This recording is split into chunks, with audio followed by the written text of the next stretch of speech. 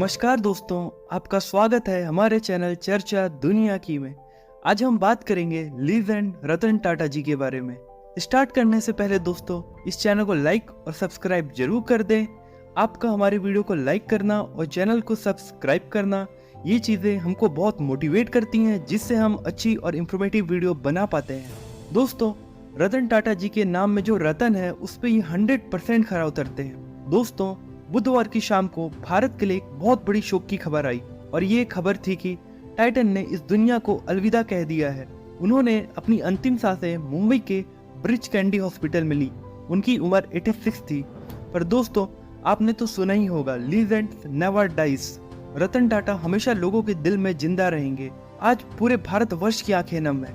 लोगों को लग रहा है कि उन्होंने किसी अपने परिवार के शख्स को खोया है। ऐसा इसलिए है क्योंकि रतन टाटा लोगों के दिलों में राज करते थे। उनकी ईमानदारी, सरलता, पशु प्रेम और विजनरी लीडरशिप, नैतिकता, ये सब खूबियां उनको महान बनाती हैं। वह अपने पीछे एक बड़ी विरासत छोड़ के गए हैं। टाटा परिवार का देश के विकास में एक बहुत बड़ा योगदान है। रतन टाटा का इस दुनिया से जाना ये भारत के लिए 21st सेंचुरी की सबसे बड़ी क्षति में से एक है और ये बोला जा सकता है कि ये एक एरा का एंड है। दोस्तों, टाटा कंपनी 1868 में स्टार्ट हुई थी और इसको एस्टेब्लिश किया था जमशेदजी टाटा जी ने, और जमशेदजी टाटा ने इसको 1904 तक संभाले रखा था और टाटा समूह के टाटा स्टील, टाटा होटल्स और हाइड्रो पावर बिजनेस की शुरुआत की थी। उसके बाद इस ग्रुप की जिम्मेदारी सर दोराबजी टाटा को मिलती है और वो इस कंपनी को 1904 से 1932 तक संभालते हैं। इसके बाद नंबर आता है जीआरडी टाटा का। टाटा एयरलाइंस की स्थापना जीआरडी टाटा ने ही की थी, जिसके बाद सरकार ने टाटा एयरलाइंस का अधिग्रहण कर लिया था और उसे एयर इंडिया का नाम दे दिया गया था। और उसके बाद आते हैं रतन टाटा। रतन टाटा 1991 से 2012 तक टाटा ग्रुप के चेयरमैन रहते हैं। इस बीच रतन टाटा इस कंपनी को एक नई ऊंचाई तक लेके गए और बिजनेस का एक ऐसा एम्पायर खड़ा करते हैं जो कि दुनिया के लिए प्रेरणादायक बन जाता है और भारत को इंटरनेशनल लेवल पे ले जाकर खड़ा कर देते हैं। दोस्तों, आपने Jaguar, Land Rover, Titan, Fastrack, Starbucks, Tanishq, Air India, Vistara, ये सब तो सुना ही होगा। रतन टाटा के नेतृत्व में टाटा समूह ने सफलता की नई ऊंचाइयों को छुआ। रतन टाटा के नेतृत्व में टाटा समूह ने ऑटोमोबाइल और रक्षा क्षेत्र में एंट्री की। दोस्तों, अब हम देखेंगे चाइल्डहुड ऑफ रतन टाटा। दोस्तों, रतन टाटा जी का बचपन बहुत कठिनाइयों से भरा हुआ था। 28 दिसंबर 1937 को रतन टाटा नवल टाटा और सुनी टाटा के घर में जन्मे, लेकिन इनके माता पिता बचपन में ही अलग हो गए और इनको इनकी दादी ने पाल पोस के बड़ा किया। रतन टाटा टाटा ग्रुप के फाउंडर जमशेदजी टाटा के परपोते हैं। रतन टाटा जी के अपने पिता से भी बहुत विवाद रहते थे। रतन टाटा जी को वायलिन पसंद था, बट उनके पिताजी चाहते थे कि वो पियानो सीखें। वो न्यूयॉर्क में पढ़ना चाहते थे, बट उनके पिताजी चाहते थे कि वो इंग्लैंड में रहकर अपनी पढ़ाई करें। तो दोस्तों, स्ट्रगल और डिफरेंस इन ओपिनियन हर घर की कहानी है। इसलिए आपके घर वाले आपको कुछ और चीज़ करने के लिए बोलते हैं जो आप नहीं पसंद करते, तो आप उदास मत हुआ करिए। ये सबके साथ होता है। इनकी स्कूल लाइफ भी बहुत स्ट्रगल से भरी हुई थी। इनके माता पिता के बीच तलाक होने के कारण इन्हें लोगों के बहुत से टॉन्ट सुनने पड़ते थे, लेकिन वो अपने आप को कंट्रोल में रखते थे। ये चीज़ें भी उनको उनकी दादी ने ही सिखाई थी, जिसकी मदद से वो दुनिया के सबसे बड़े बिजनेसमैन टाइकून बने। रतन टाटा ने 17 की एज में कॉर्नेल यूनिवर्सिटी न्यूयॉर्क में आर्किटेक्चर और स्ट्रक्चरल इंजीनियर में डिग्री हासिल की और उसके बाद हार्वर्ड बिजनेस स्कूल में मैनेजमेंट की पढ़ाई की। इसके बाद रतन टाटा को आईबीएम की तरफ से ऑफर भी आए, बट रतन टाटा ने इस ऑफर को ठुकरा दिया और फिर असिस्टेंट के पद पर टाटा इंडस्ट्रीज ज्वाइन की। ट्रेनिंग के लिए आयरन और स्टील कंपनी ज्वाइन की। उसके बाद उनके सीखने का सिलसिला चलता रहा। 1991 में रतन टाटा टाटा सन्स के चेयरमैन बने। ये समय चुनौतियों से भरा हुआ था, लेकिन रतन टाटा जी ने चुनौतियों का सामना करके अपने कंपनी को एक मल्टीनेशनल फेमस ब्रांड बना दिया। और ये एक ऐसा समय था जब टाटा कंपनी तरक्की के ऊंचाइयों को छूने वाली थी। रतन टाटा जी के विजनरी लीडरशिप में और दुनिया की सबसे बड़ी कंपनी बनने वाली थी। Achievement of Ratan Tata: Tetley, Corus, JLR, General Chemicals का अधिग्रहण करना।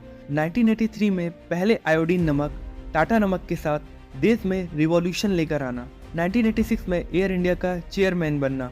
2000 में रतन टाटा को पद्म भूषण का सम्मान मिला। 2009 में दुनिया की सबसे छोटी और अफोर्डेबल गाड़ी टाटा नैनो लॉन्च करना। इसके पीछे भी एक रोचक किस्सा है। एक बार मुंबई की तेज बारिश में एक बाइक पे बैठे 4 लोगों को रतन टाटा ने देखा इसी को देख के उनको टाटा नैनो लॉन्च करने की प्रेरणा मिली, जिससे मिडिल क्लास भी अपने सपने को पूरा कर सके। Launching of India first car Tata Indica in 1999। दोस्तों, भारत की पहली स्वदेशी कार टाटा इंडिका, इसको भी रतन टाटा ने ही लॉन्च की थी। रतन टाटा की एक विजनरी लीडरशिप में टाटा को 100 से अधिक कंट्री में फैला दिया और टाटा को जायंट मल्टीनेशनल कंपनी बना दिया। रतन टाटा के लीडरशिप में टाटा ग्रुप का मुनाफा 50 टाइम्स बढ़ गया। 2023 टू 2024 पे टाटा ग्रुप का total revenue 13.86 lakh crore rupees था और टाटा लगभग 10 लाख लोगों को रोजगार देता है। रतन टाटा के नेतृत्व में टीसीएस ने आईटी और कंसल्टिंग सर्विसेज के क्षेत्र में एक वर्ल्ड लीडर बनने के लिए अपनी जर्नी शुरू की। यह टाटा समूह की सबसे मूल्यवान कंपनी में से एक है। दोस्तों, रतन टाटा ने फोर्ड के 2 पॉपुलर ब्रांड जैगवार और लैंड रोवर तक को खरीद लिया था 2.3 बिलियन डॉलर में। इससे जुड़ा एक किस्सा है। ये बात है 1998 की, जब टाटा ने इंडिका लॉन्च की थी। इस गाड़ी को उतनी सफलता नहीं मिली जितनी की रतन टाटा ने सोची थी। कंपनी घाटे में चल रही थी। टाटा मोटर ने 1 साल के अंदर ही अपने कार के कारोबार को बेचने का सोचा। 1999 में अमेरिका की कंपनी फोर्ड के साथ डील हुई।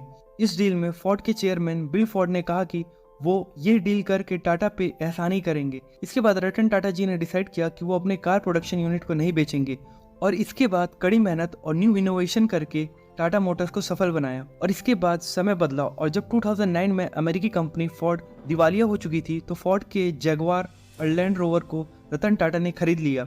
दोस्तों, समय तो सबका आता है। मेडिकल फील्ड में टाटा ने बहुत सारे कैंसर हॉस्पिटल बनाए हैं, जिसमें सबसे famous Tata memorial hospital Mumbai है। रतन टाटा को डॉग्स से बहुत लगाव था और डॉग्स के लिए टाटा ने बहुत सारे हॉस्पिटल भी बनवाए। रतन टाटा ने एजुकेशन, हेल्थ और रूरल डेवलपमेंट के क्षेत्र में कई सोशल वर्क किए। टाटा ट्रस्ट के माध्यम से उन्होंने समाज के विकास में महत्वपूर्ण योगदान दिया है। रतन टाटा ने 45 से ज़्यादा स्टार्टअप में इन्वेस्ट किया, जिसमें लेंसकार्ट, पेटीएम और ओला जैसी कंपनियां भी हैं। और ये इन्वेस्टमेंट तब किया था जब ये सब कंपनियां अपने स्टार्टिंग फेज में थी। दोस्तों, टाटा के प्रोडक्ट हम सुबह से शाम तक यूज़ करते हैं। जैसे टाटा नमक के बारे में तो आपने सुना ही होगा, टाटा टी, टाटा स्टील और भी बहुत सी चीज़ें हैं। Love life of Ratan Tata. दोस्तों, अब हम देखेंगे love life of Ratan Tata. Ratan Tata को अपने लाइफ में टोटल 4 बार प्यार हुआ, पर वो शादी तक किसी में भी नहीं पहुंच सके। प्यार की 4 स्टोरी में सबसे इंटरेस्टिंग स्टोरी अमेरिका की है। अमेरिका में हुए प्यार के बाद रतन टाटा इंडिया लौट आए कुछ कारणों से। लड़की को भी भारत जाना था, पर 1962 में चाइना इंडिया युद्ध के रीजन से लड़की के पेरेंट्स ने लड़की को इंडिया जाना अलाउ नहीं किया और ये शादी भी ना हो सकी। Lesson from Ratan Tata. First, innovator. Ratan Tata ने नैनो से लेकर इंडिका और टाटा एसयूवी, हैरियर जैसी गाड़ियों को दुनिया को दिया। ऐसी स्टार्टअप कंपनी जिन्होंने अपनी प्रोडक्ट में इनोवेशन किया था, जैसे कि पेटीएम, लेंसकार्ट, ओला, इसमें इन्वेस्ट किया। Second, risk taker. दिवालिया हो चुकी कंपनी जैगवार और लैंड रोवर को बाय करना। Third, kindness. दोस्तों, नंबर 4, सोशल वर्क। दोस्तों, टाटा ने बहुत सारे कैंसर हॉस्पिटल बनवाए, गरीबों को एजुकेट किया और रूरल डेवलपमेंट के क्षेत्र में टाटा ने बहुत सारे काम किए हैं। Number 5, good decision maker. जब रतन टाटा ने पैसेंजर कार बनाने का सोचा था तो उनकी इस आइडिया की बहुत आलोचना हुई थी, पर इसके बाद टाटा को देश की बेस्ट कार कंपनी बना दिया। इंडिया का पहला एसयूवी भी टाटा का ही था। दोस्तों, रतन टाटा एक लीजेंड है जिनके बारे में जितना बताया जाए उतना ही कम है। ये एक सच्चे राष्ट्रवादी उद्योगपति में से एक थे। हम उनको दिल से नमन करते हैं। ये भारत के लिए किसी कोहिनूर से कम नहीं थे। दोस्तों, राकेश झुनझुनवाला की कुछ बातें हैं जो मैं आपको सुनाना चाहूंगा सर रतन टाटा जी के लिए। Who set up India's first steel plant, first hotel, 5-star hotel, first power plant, first software company, first car manufacturing company? Who set up the Indian Institute of Sciences?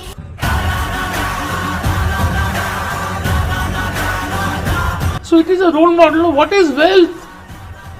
They are creating wealth for the good of society. What greater noble aim can a human have? Sir Ratan Tata, not this, and Sir Jamshedji Tata, they willed all their wealth to charity. तो दोस्तों, आपने सुना कि राकेश झुनझुनवाला ने रतन टाटा जी के बारे में क्या कहा। आशा करते हैं दोस्तों ये कहानी आपको अच्छी लगी होगी और आप इससे मोटिवेट हुए होंगे। चलते चलते चैनल को लाइक और सब्सक्राइब जरूर कर दें और हमारे साथ जुड़े रहें ऐसी ही रोचक बातों को जानने के लिए। जय हिंद, जय भारत।